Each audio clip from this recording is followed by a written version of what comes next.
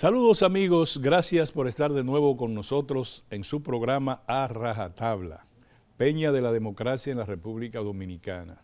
Son ustedes muy amables en estar con nosotros en este momento cuando llegamos a sus hogares a través de Teleradio América para todo el mundo, Super TV 55 en Santiago y el novedoso emprendimiento mediático Cananga TV que nos retransmite en las redes los días sábados.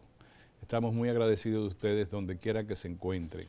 En el día de hoy yo me puedo dar el lujo de una gran victoria. Pude secuestrar y traer aquí a Osvaldo Santana, uno de los periodistas de mayor residumbre en el país y que ha sido director de muchos periódicos, el último de los cuales fue el periódico El Caribe. Pero viene en la condición exactamente de periodista y en la condición de amigo mío. Tenemos entonces, hermano mío, virtualmente o prácticamente. Y ustedes al final del programa se van a dar cuenta el porqué de mi regocijo en el día de hoy. Él me pregunta que de qué íbamos a hablar y yo le digo, yo no sé. Los periodistas somos así de improvisados, pero no sabemos. Es como que manejamos la improvisación muy organizadamente. Y entonces, en este caso, vamos a hablar del ejercicio del periodismo y vamos a hablar de la actualidad nacional e internacional y vamos a hablar de cómo camina el tiempo. Ustedes verán que va a salir un buen programa, porque yo conozco muy bien a Osvaldo Santana. Camarada, ¿cómo está usted? Gracias.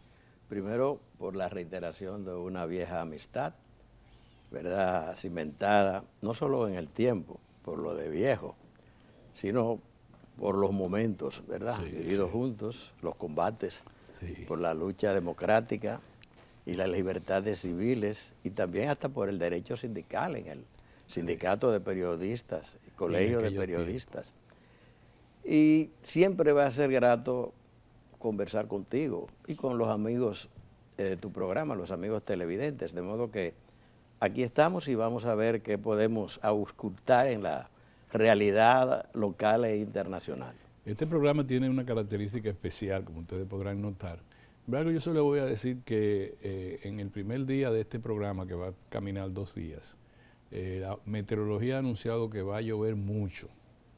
Incluso ya se habla de desagüe de algunas de las presas. Yo no sabía que aquí los capitaleños sabemos que llueve mucho, pero no nos damos cuenta cuando los ríos crecen. La de Tavera la van a... La de Tavera, sí. ¿verdad? Que tiene, qué sé yo, cuántos Santiago. metros cúbicos Sí. por encima. Y cuando desaguan a Tavera, es río abajo, el río Yaque, ¿verdad? Sí, claro. Que recorre la zona sur y se va hacia... No, en el norte. la zona norte de Sí, Santiago. termina ya en El sur del norte. No, en la parte, digamos, del Cibao Occidental, e impacta lo que son zonas bajas de Mao, y al terminar allá en lo que es, digamos, su desembocadura, allá en lo que es la provincia de Montecristi, ¿no? Un hombre que sabe de eso. No, Bueno, eso es una presa. Señores, nada más de atender todos los requerimientos, los consejos de las autoridades en ese sentido. Sí dicen que va a llover mucho y creo que son más de 15 provincias que están en alerta entre verde y amarilla. Pero el énfasis fue en que serán muy copiosas las lluvias. Desemboca ya en la bahía de Manzanillo. En la bahía de Manzanillo, sí, que desemboca el río Yaque.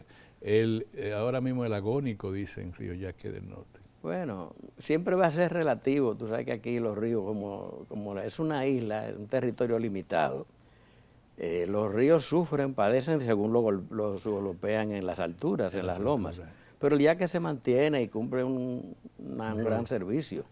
Sí. Porque, ¿verdad? Nace en la cordillera central, como la mayoría de los grandes ríos, y se almacenan las aguas en Tavera, y entonces todo el sistema de riego del Cibao Occidental se beneficia de sus aguas. Tiene un amplio recorrido, toda esa llanura, por ejemplo, cercana de lo que es Esperanza, Mao, todos esos arrozales, esos plantanares, guineales, que ahí está, el gran cultivo de guineo de exportación está ahí, sí, sí. Son beneficiarios de esa cuenca. Mira, está hablando un sureño que parecería como si hubiese nacido porque en el uno conoce la geografía de la República y la geografía agrícola y política también. Osvaldo, integremos a nuestros amigos televidentes a esta conversación. La gente no sabe como antes, y qué pena que ya nosotros estamos hablando de antes, mira, eso nos hace ver un poco viejo. Ayer yo cumplí años. Antes, una redacción era una redacción de un periódico. Te felicito de nuevo. Ah, gracias.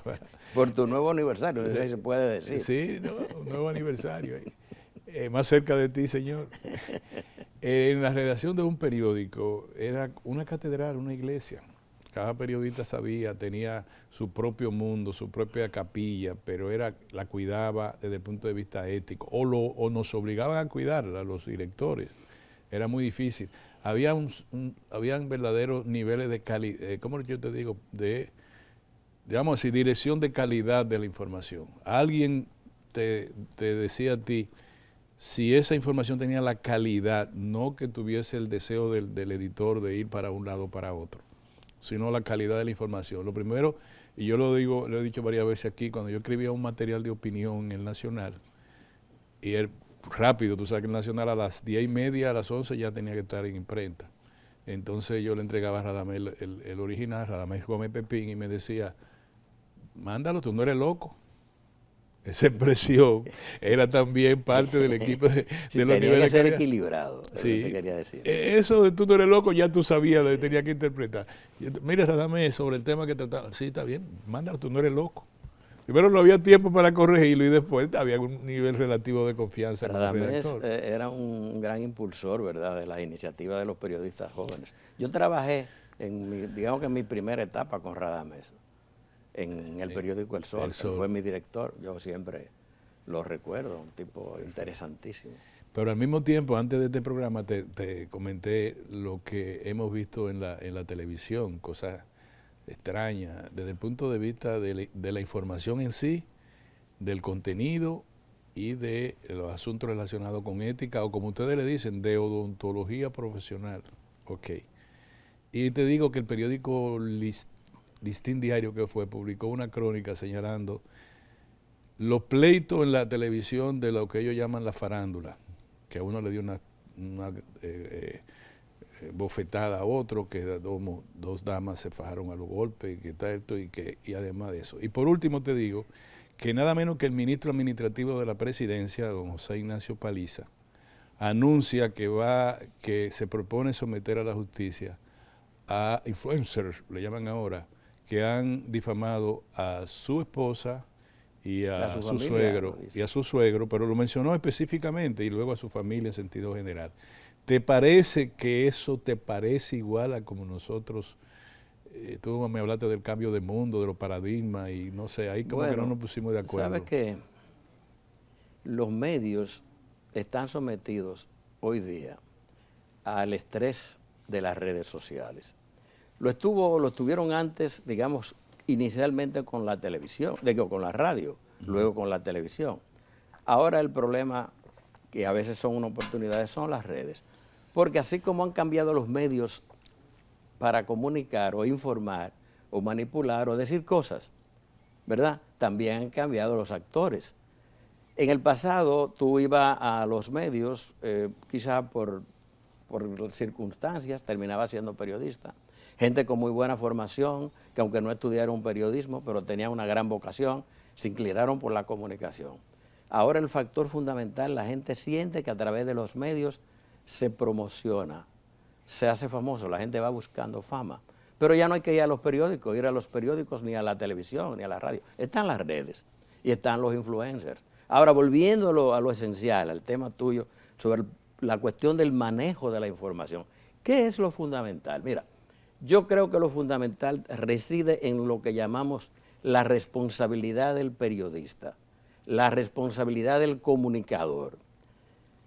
¿Cómo afirmar la responsabilidad del comunicador, del periodista? El periodista que tiene formación, pero además que tiene una conciencia crítica, porque una de las cosas que se pierden también es que el periodismo surge como un instrumento contra el poder, contra los poderes, no para defender el poder.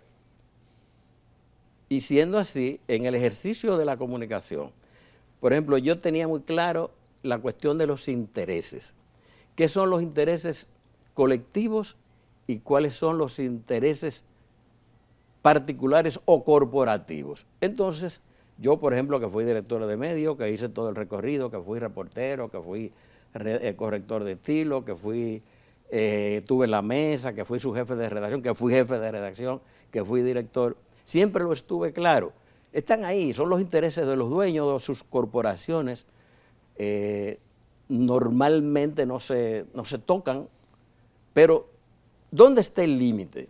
Donde llegan los intereses corporativos es cuando chocan con lo que son los intereses sociales, con los intereses de las personas. Ahí el periodista tiene que decir, o defiendo lo que es el interés colectivo, el interés social, pero ya lo que puede ser, lo que tú respetas, lo que son los márgenes, lo que son los intereses creados, porque están ahí, tú no lo puedes eliminar, tú los reconoces, pero siempre tienes que tener como divisa que tu interés, tu vocación, tu naturaleza es defender a la sociedad. Dicho en otra palabra, a defender, espérate, a los que menos pueden, a defender a las personas.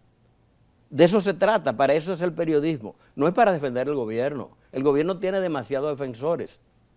No es para defender a los políticos, no, para defender la sociedad. Entonces yo creo que es ahí la esencia del periodismo. Y parte fundamental de esa esencia es la criticidad. Cuando el periodismo deja de ser crítico, no lo es, ya no es periodismo. Decía Pepín Corripio que cuando felicitaban, cuando alguien estaba contento con un editorial del Nacional o cualquiera de sus periódicos, llamaban al director y le agradecían el gesto y todo lo demás. Pero cuando había una noticia que le perjudicaba, lo llaman a él.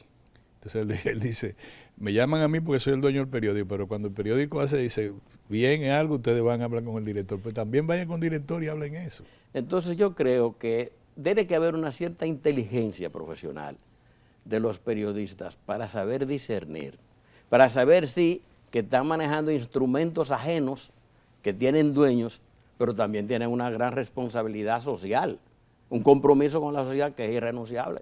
Entonces llega un momento que a veces cuando se producen los rompimientos, que a veces no se dicen, no se explican, de los periodistas en su centro de trabajo, es cuando hay un interés de por medio.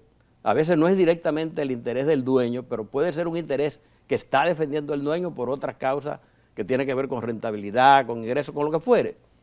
Y también interviene lo que es el interés de la sociedad. Entonces ahí hay un rompimiento. Cuando tú no puedes defender, cuando eso se limita, entonces ya tú no puedes continuar.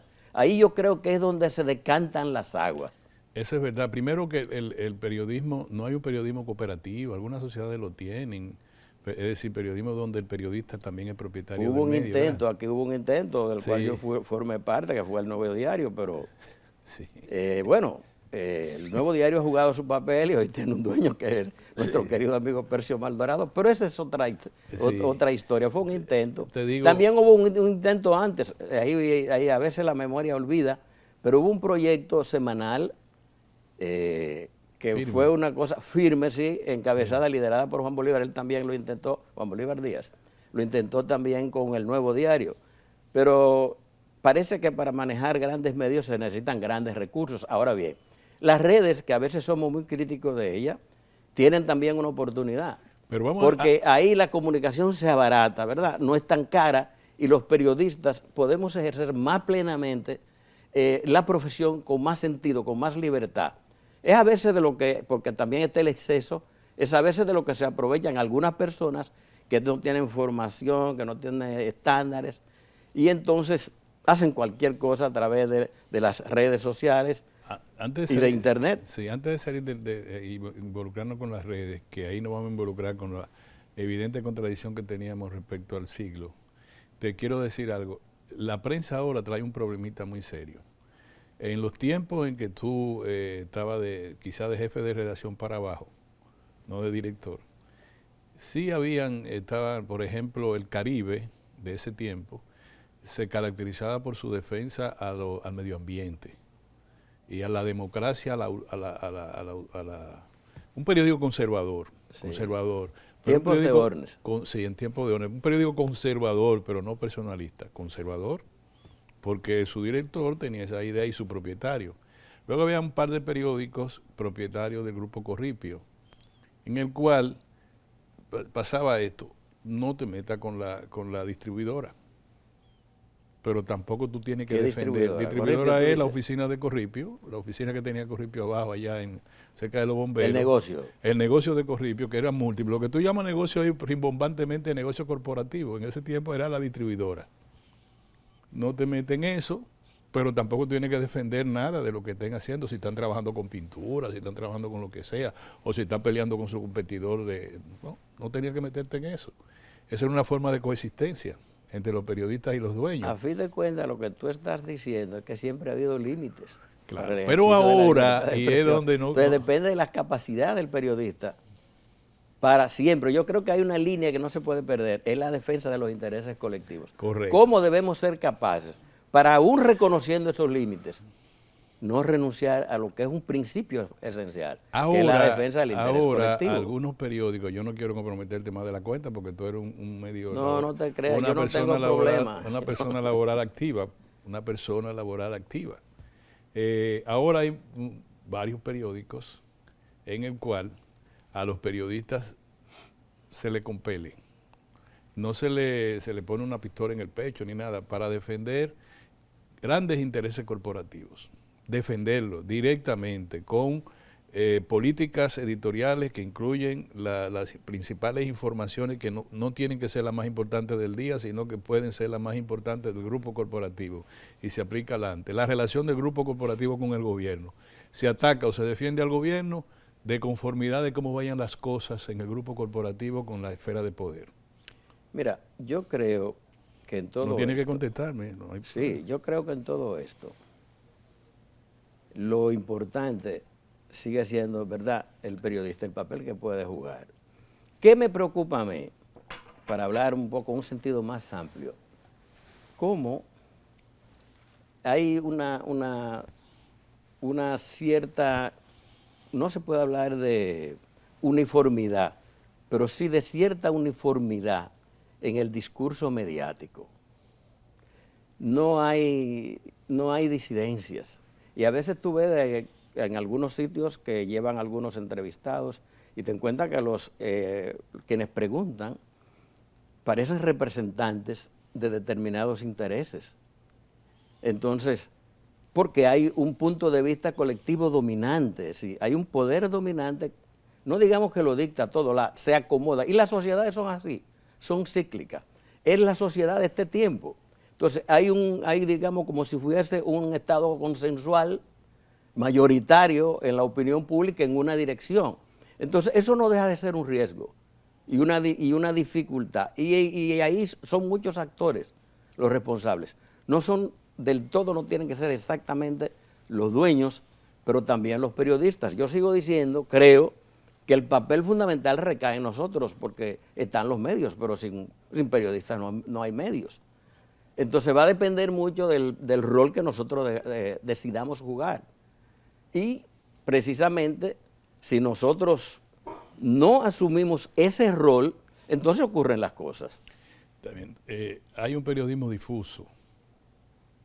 O sea, ¿Qué tú le llamas difuso? De mensaje difuso, de mensajes que no son claros. Hay de todo. Mira, es que ahora quizás entremos, no sé si será tiempo de la pausa, porque eso nos va a llevar un poquito más de tiempo. Pues vamos a pararnos ahí, está bien. Sí, porque para cerrarlo quizás, decir lo siguiente, es que hay una sociedad que parece que comienza a ser nueva, no por su naturaleza, sino por el momento que está viviendo. Entonces no estaría de más que hablemos de lo que está pasando en la sociedad como conjunto, no solo en el limitado mundo de la comunicación y los comunicadores, porque es un problema de mayor alcance y es también de alcance global. Y los comunicadores somos parte de solo parte de la cuestión. Vámonos a un cambio, señor. Ustedes ven, tenemos un tema de reflexión que a mí me parece prudente en estos tiempos, incluso en estos tiempos electorales. Con Osvaldo Santana, quien como él mismo contó, ha caminado por todos los recónditos del periodismo, especialmente del buen periodismo, desde reportero, desde corrector o parte de la mesa de corrección, desde su jefe de redacción, redactor, jefe de redacción y obviamente director de periódico. Qué bien, y viene aquí con la condición de que es mi hermano, mi amigo entrañable. Vámonos a un cambio y vamos a retornar casi de inmediato. Vamos a hablar de la sociedad de hoy. Osvaldo, yo quiero ingresar a eso que llamamos la sociedad de hoy, con casos que, si no es extraño, por lo menos no ocurrían así con tanta frecuencia. El Día del Trabajo, había una manifestación, dicen los periódicos de la fecha, que había miles de trabajadores frente al edificio del Ministerio de Trabajo en la antigua Feria de la Paz y la Confraternidad, y que estaban reclamando mejoría salarial, derecho a la sindicalización y calidad de vida, creo que eran esas las cosas, eso decía, ¿verdad? Miles. En ese mismo momento, en el aula magna de la Universidad Autónoma de Santo Domingo, los principales líderes de las centrales sindicales, de todas, que son tres grandes centrales sindicales. Tres organizaciones sindicales. Llamémosle porque son centrales sindicales. Pero tú sabes que son... Te estoy hablando no de la formalidad. Esas centrales no tienen capacidad de convocatoria. Se compraron todo. La cúpula. Una chacabana blanca, nueva, parece que de muy buena calidad. Ajá. Todos, menos el presidente que fue vestido de... Formal, sin corbata, pero formal, con su traje. Y firmaron un pacto a largo plazo de que cada 5 años se van a revisar los salarios mínimos, conformidad con el aumento de la inflación. Indexar la inflación, y que los aumentos salariales también se harían de tal manera y que se vea enviar al Congreso la reforma de la seguridad social. En ese espacio que te estoy hablando, también la Asociación Dominicana de Profesores se movilizó en todo el país, también frente al Ministerio de Trabajo, en reclamo de un aumento salarial. Entonces no se dice si las centrales sindicales respaldan la lucha por la sindicalización, porque los propios líderes sindicales dicen no hay derecho a la sindicalización, no podemos en ninguna empresa establecer un sindicato, etcétera. Dicen lo que están firmando en la OAS con el presidente, pero tampoco se oponen a lo que se está movilizando. ¿En qué es lo que estamos? Esa es la sociedad, y te estoy hablando ahora de la clase obrera, eufemísticamente. De la burocracia sindical. De la burocracia sindical y de la pequeña burguesía involucrada con los trabajadores. Bueno, realmente se habló de un pacto entre las centrales sindicales, así llamadas, y el gobierno, acerca de los derechos, ¿verdad?, de los trabajadores. Hay una parte que es subyacente. Tú sabes que la cúpula de las centrales sindicales tienen, digamos, como la llave cerrada a la cuestión de la negociación de la reforma del Código Laboral. Entonces parece que el presidente Abinader le ha dado garantías de que uno de los ejes fundamentales del código actual, del Código Trujillo de Trabajo, como se llama, porque, ¿verdad?, sus orígenes están en la dictadura de Trujillo, después vino la versión reformada que promovió y se ejecutó durante la administración de Balaguer, pero bajo la Secretaría de Trabajo dirigida por Rafael Alburquerque, que fue un gran avance, ¿verdad?, en el plano de los derechos de los trabajadores. Sí. Es del 92, fue un gran paso ese código que establece ahí conquistas nuevas y se reconoce en ese código lo que es la libertad y el derecho a la asociación de los trabajadores, también reconocido por la Constitución de la República. Entonces, ¿cuál es la parte más importante? Hay dos componentes ahí. Uno, ellos parece que tienen garantía del presidente Abinader, de que él en el poder probablemente no se va a tocar en la cuestión de la cesantía, que es un derecho que defienden aquí todos los asalariados. Es tu derecho a que cuando te liquiden de donde tú trabajas te paguen tus prestaciones, sobre todo la cesantía de donde se acumula el dinero. Por cada año trabajado te corresponden 15 días de salario. Y ese es un buen dinero. Hay quienes dicen, por ejemplo, la patronal, que ya vigente la seguridad social, la ley de seguridad social, no tiene sentido la cesantía. Pero es discutible, porque el salario de hoy día de la gente no te garantiza un retiro, una pensión digna. Entonces, renunciar a la cesantía es como quedarte sin nada. Pero eso es un tema. Entonces, yo creo que en alguna medida ellos están, lo que más les interesa y que han ido a ese pacto por esa garantía, yo creo que por lo menos han debido ganarse eso. Porque el otro componente es que ellos, la cúpula sindical, va a ese acto apoyando la reelección. Ahí se proclamó otra vez, porque ya los tres habían declarado el apoyo a la reelección, es decir, dando y dando. Pero además tú sabes que esa cúpula están en los directorios. Lo mismo lo hicieron con Leonel Fernández. Claro, esa es la historia. Están en los directorios y están pensionados todos. Creo que ahora mismo en esta administración le han mejorado esas pensiones. Entonces esos dirigentes sindicales, ellos están sobre todo también defendiendo sus intereses. Hay que comprenderlos para poder rebatir. Y han sido en ese sentido coherentes. Ahora bien, tú hablabas, espérate, de la nueva sociedad. Ellos son parte de una época donde también el movimiento social... Muy pretérita, por cierto. ¿Perdón? Muy pretérita la época esa. Bueno, tú dices pasada. Sí.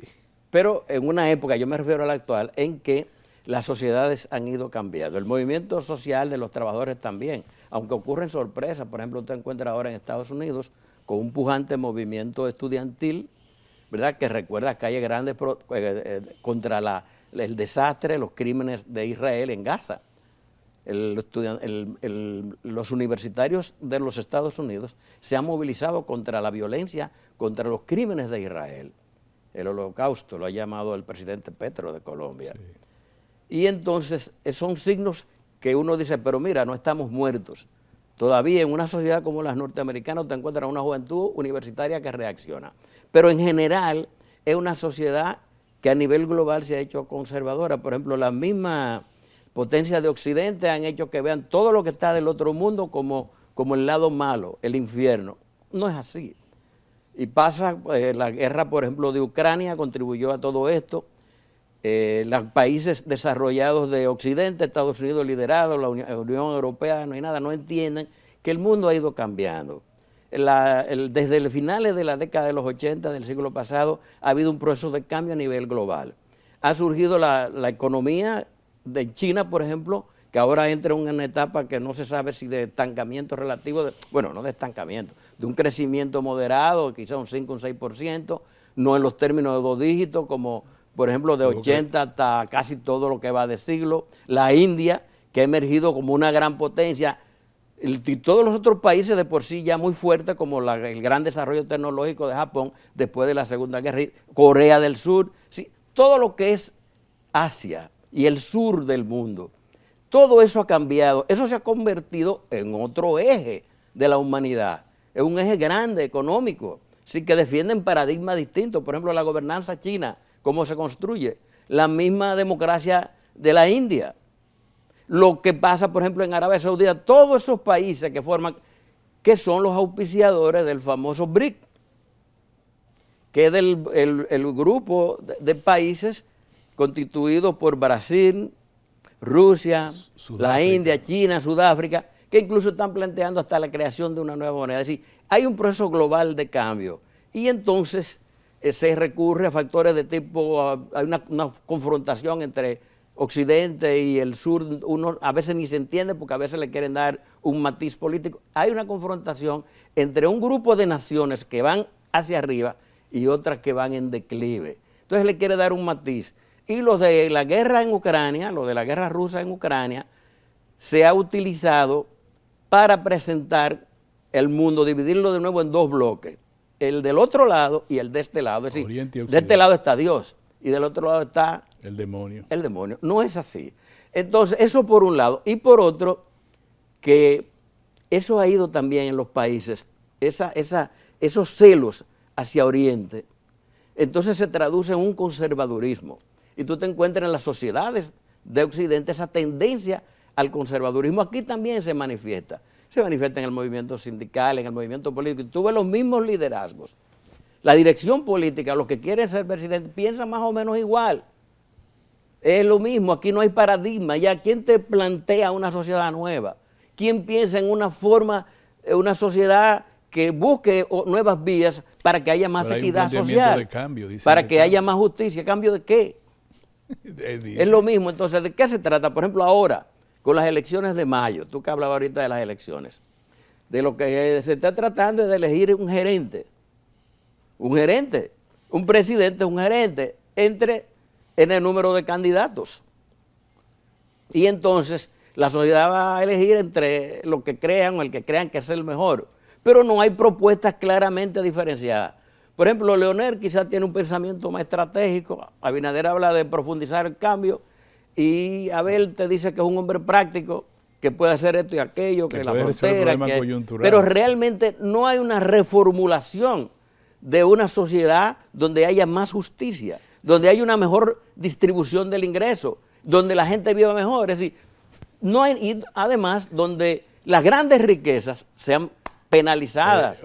Correcto, te voy a decir una cosa, estamos retornando a lo que fue en 1970 una propuesta contra ese mal, que es la dictadura con respaldo popular. No te digo que vaya una dictadura ni nada, sino te digo que hay un frente oligárquico fuerte en la República Dominicana como en el resto de los países más pobres de América, Centroamérica, incluida Panamá, que tiene riqueza, pero es lo mismo.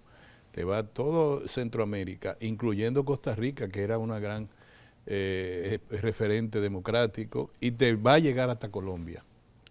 Claro, entonces tú encuentras aquí, para no irnos del traspatio, que de repente hemos navegado en círculo. Tú vas a encontrar la misma 14 familias que otra vez se reabastecen de combustible con algunos socios venidos del nuevo siglo, como tú lo llamas, pero ahí están.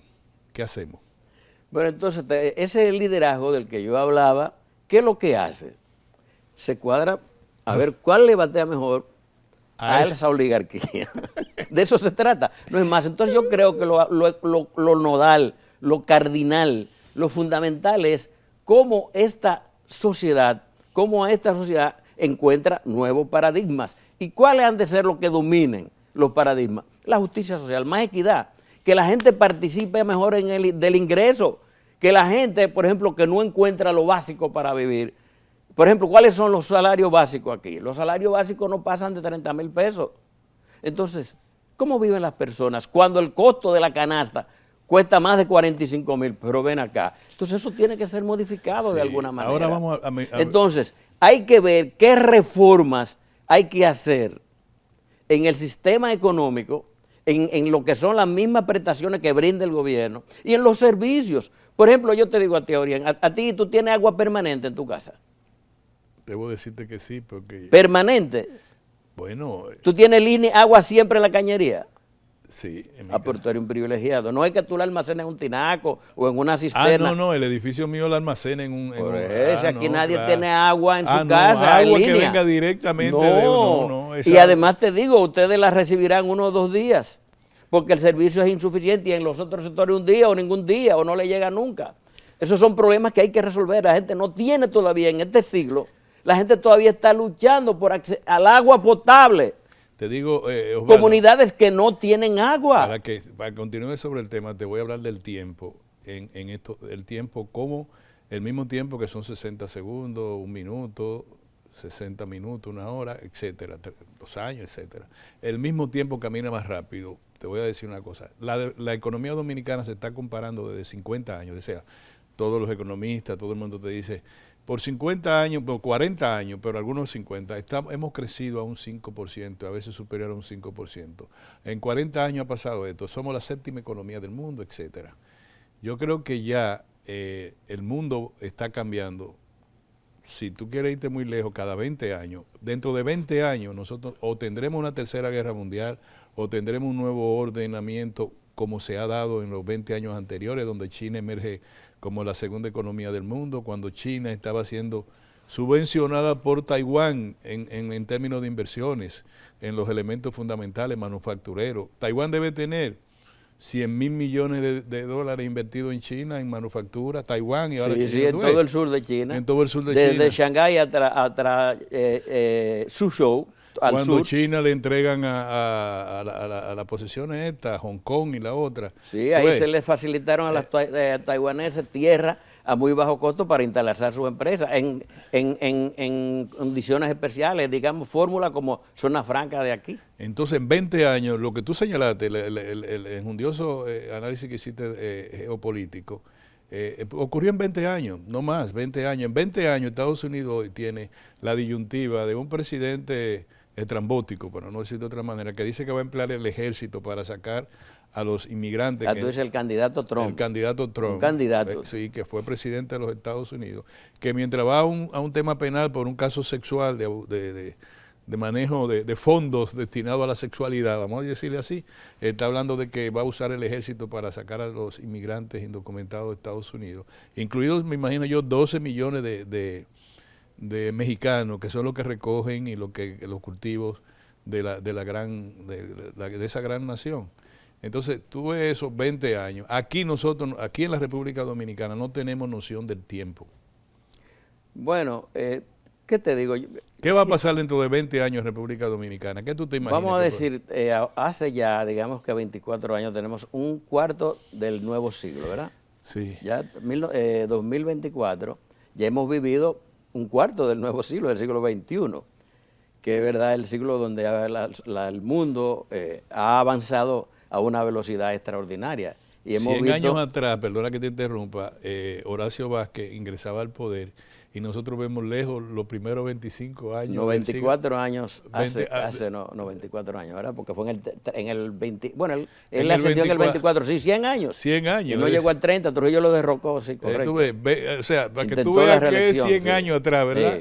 Bueno, adelante. Bueno, ya yo te decía, 25 años del nuevo siglo. Este es un siglo donde las cosas, siempre quizás va a ser así, han avanzado con una rapidez extraordinaria.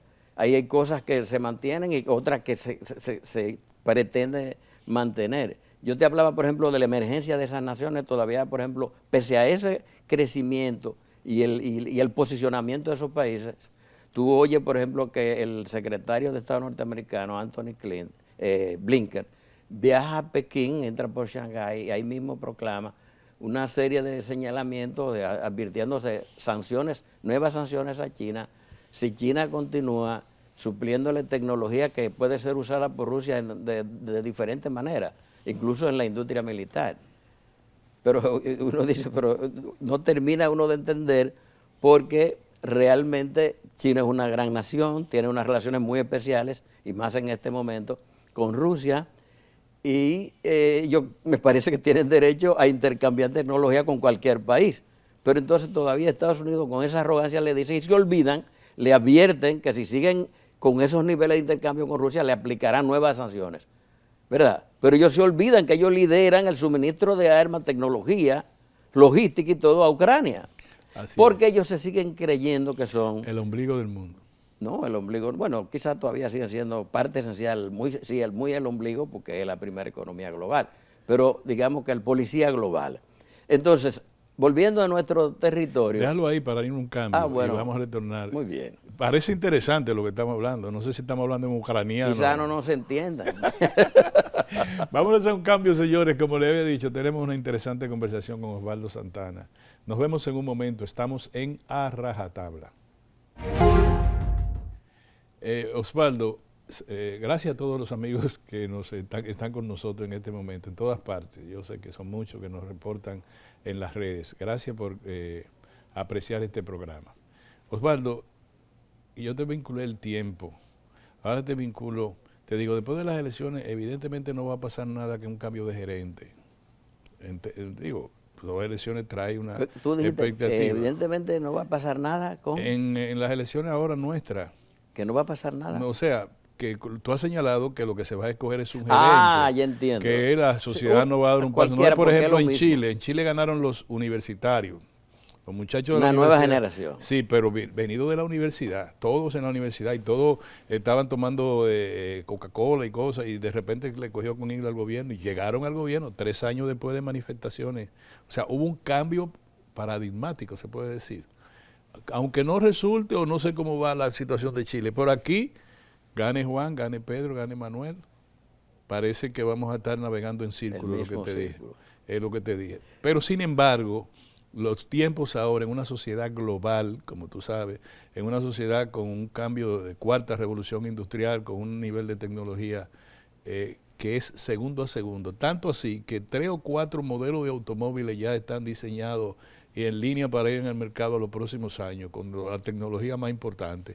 4 o 5 aparatos celulares ya están disponibles para año por año hacernos cambiar a nosotros el aparato móvil y la tecnología, la electricidad, la qué sé yo cuánto, la mecatrónica, todo eso. El mundo cambia cada segundo. Está cambiando ahora mismo. Ya lo sabes. Entonces, en 20 años, tú hablábamos de los 20, tú dijiste 25 años del nuevo siglo. Ahora yo te digo, agrégale 20 años, ¿dónde va a estar el mundo y dónde vamos a estar nosotros? Eso es muy difícil predecir, imagínate en 20 años. Ni siquiera el mañana lo podemos predecir, pero tú al cerrar, el cierre del otro segmento, tú mencionaste a Trump, y eso se quedó ahí trunco, y dijiste que la política trumpista, que él anuncia ya duras deportaciones. Mira, cuando Trump fue presidente, obviamente teníamos que ser críticos de esa administración, porque él era muy ultra, pero cada vez más Estados Unidos sigue como líder global, como país global, receptor de migrantes. Porque se dice y se dice, también hay que decir también la cosa buena. Si Estados Unidos es el país que tiene el mayor número de personas que llegan irregular y legalmente también a su territorio. Si Estados Unidos acoge más personas que cualquier otro país en el mundo. Desde ese punto de vista se puede decir que es el país más abierto. Y no es necesariamente por voluntad, sino porque siempre se ha dicho que es el país de las oportunidades. Y entonces nosotros mismos, que somos emisores de migración, nosotros de aquí sale mucha gente ilegal y legalmente también. 2 millones. Y cuando te encuentras con un presidente o un candidato como Trump que habla de esa manera, pues se desarrolla una actitud hostil. Pero debo decirte que hay dos corrientes en Estados Unidos. Una que no digamos que sea pro emigración, sino que la ve bien como oportunidad también, porque ofrecen como aquí una mano de obra barata. Por ejemplo, yo vi un informe ahí de economía de los Estados Unidos, creo que fue de marzo, de cómo había crecido la economía, sobre todo, perdón, el empleo, nuevos empleos. Yo creo que habían crecido en el trimestre algo así como 300 y pico de mil de nuevos empleos en un periodo corto, y resaltaban, que es el detalle, que ese crecimiento se había producido fuera de las zonas agrícolas, donde se emplea, ¿verdad?, más mano de obra importada, no calificada necesariamente, sino en el sector industrial. Estados Unidos, pese a todos sus problemas, tiene una cierta relativa estabilidad económica. Trump precisamente tiene eso en contra, pese a la situación de Biden. Entonces, Trump es anti-inmigración, pero hay que situarse en ese país donde hay un gran rechazo también a la migración, como lo hay aquí. Aquí hay el rechazo a la migración haitiana, porque ya ha llegado a unos términos, demasiados volúmenes, quizá hemos llenado la cuota que podíamos recibir, porque hay que decir esa, nosotros también, en tanto la economía dominicana siga creciendo como lo está haciendo, vamos a necesitar siempre una cuota de trabajadores, porque hemos llegado a un punto en que sin reevaluar el valor del trabajo, sin pagarle diferente a la gente, hay trabajo que ya los dominicanos no lo hacen ni lo quieren hacer. ¿Quiénes lo hacen? Los trabajadores que vienen de Haití y venden su fuerza laboral. Sí. Entonces aquí hay un sentimiento muy de rechazo a la migración. Yo creo que incluso anti-haitiano, también hay un contenido racista en todo esto, y los pueblos reaccionan así. Te hablaba también de la uniformidad. Aquí crece más un sentimiento, un pensamiento uniforme en un montón de temas. Y esa parte no deja de ser, yo no quisiera utilizar la palabra peligro, pero entraña riesgos, porque una sociedad no puede tener un criterio uniforme en nada. Imagínate, cuando hay uniformidad, por ejemplo, como un tema contra la migración, podremos formular políticas tan agresivas y peligrosas, porque todo el mundo lo aprueba. Pasa como en la guerra de los Balcanes. Frente al poder público, por ejemplo, si todo el mundo apoya lo que diga y haga el presidente o los poderes, entonces la sociedad, ¿hacia dónde va? Sí, por eso que insisto que nuestro papel tiene que ser crítico. No puede ser ni de complacencia, ni de aplauso. Entonces yo siento, y eso fue lo que te dije al principio, sí, que veo demasiada uniformidad en los contenidos mediáticos. Las redes sociales, que yo mismo no dejo de tener mi ojo crítico, juegan también su papel. Lo único que por ahí se transmite, corre demasiado mentiras, verdades a medias, verdades también. Y es el escenario, que una de las cosas, no hablamos casi de la campaña, pero por ejemplo llama la atención cómo hoy día los partidos han hecho muy pocas manifestaciones, marchas. Eso también ha cambiado. No ha habido grandes movilizaciones. El que más ha movilizado gente es el presidente Abinader. Tú dirás, bueno, más recursos. Y la oposición ha hecho algunas marchas. ¿Dónde se ha trasladado la gran guerra? Es en las redes sociales. Son indicadores de que la sociedad ha cambiado. Y te vuelve a la sociedad. Y sí. este aparato, el teléfono ha jugado un papel fundamental en todo eso. Por ahí transcurre un alto porcentaje de tu vida social y económica. En eso te llamo la atención de que estamos peleando entonces estamos interactuando de manera innominada, porque la propia inteligencia artificial te coloca un ejército de máquinas que le dicen bots, que tú no sabes con quién tú estás interactuando, con quién tú tienes un debate, con quién, cómo se inyecta una encuesta, qué pasa, porque tú estás peleando con máquinas.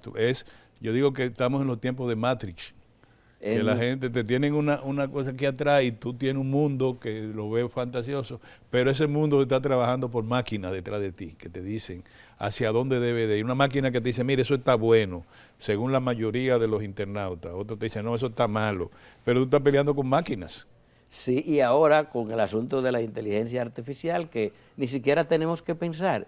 Tú suministras unos datos X y te da un determinado producto. Así que bueno eso. Sí. Entonces, lo grave de todo, insisto, hay que preocuparse por esa uniformidad mediática con tintes mínimos de diferenciaciones. Ojo, la sociedad yo creo que requiere de puntos de vista diferentes, críticos, que representen no solamente un punto de vista, sino la diversidad de los puntos de vista. Osvaldo, más temprano que tarde tenemos que retornar, porque por ejemplo, de alguna manera con tu excelente discurso nos alejamos a un punto que es neurálgico en la vida dominicana y del mundo, la concentración del capital. Si tú buscas en todos los sectores de la vida dominicana se concentra un capital, y las sociedades como Estados Unidos que han avanzado con la micro y la pequeña empresa y la mediana empresa. En la República Dominicana se está dando un modelo que es retrógrada, viene de atrás, que es esa concentración de capital. Te doy 10 segundos para que tú termines. Bueno, es que ese tema no se puede abordar en 10 segundos. Yo sé, tú me dices, eso está muy mal. No, porque también es parte de un proceso histórico, ¿verdad? No es tan sencillo, no se puede abordar. Aún un especialista, y no es nuestra especialidad, requeriría tiempo. Yo creo que lo más que debo es agradecerte, decir que he venido a tener un diálogo con mi viejo camarada, sí, mi viejo amigo, y nada, de luchas, de verdad, gremiales, sí, sociales, y una oportunidad para dialogar y comunicarme con tu gente. Señores, gracias. Osvaldo Santana estuvo con nosotros y nosotros con él en este programa. Nos vemos la próxima semana en otro programa a rajatabla, con la gracia de Dios. Cuídense.